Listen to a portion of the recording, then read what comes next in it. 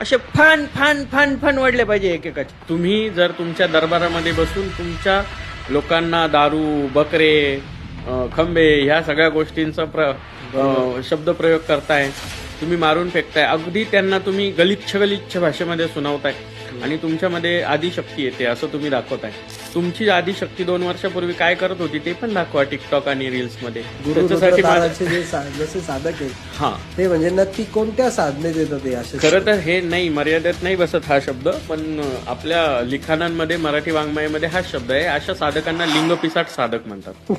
गुरु expose नाही होते, त्यांनी केलेले जे न विचार करता केलेले जे शिष्य आहेत ना ते एक्सपोज होतात.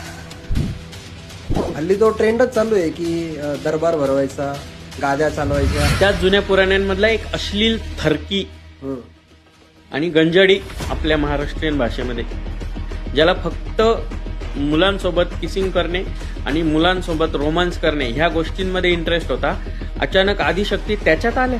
रोमॅन्स सीन करत फिरणाऱ्या बाबा लोकांमध्ये येणार ना, याच्यामुळे हिंदू सनातन धर्म बदनाम होतो. जर एखादा मुलगा स्त्री सारखं वर्तन करत असेल तर त्याला बायले चाळे असं म्हणतात. पण ही खूप सोपी पद्धत आहे असं नाही वाटत मला का देवाच्या नावाने आपण व्हायरल होतो लगेच. पण मी अशा बाबांना सरळ सरळ फ्रॉड म्हणते. रुद्रताराच्या बाबतीमध्ये असं घडलंय की 2 वर्षापूर्वीचा रुद्रतारा आणि अचानक याच्यामध्ये आदिशक्ती आली. कधी आली? किसिंग करताना. बरोबर. कधी आली? रील्स बनवताना. कधी आली? छोटे छोटे कपडे घालून अंग प्रदर्शन करताना. सालासर जवळ एक मुलगा आहे आणि त्याच्या अंगामध्ये हनुमानजी येतात अशा पद्धतीने सांगितलं जातं. मूर्ख कोण आहे जे व्हिडिओ बनवतात ना की तो त्याच्या अंगात संचार होतोय हनुमानजीचा आणि असा करतोय. लाजा नाही वाटत यांना? लाजा आला अंगात.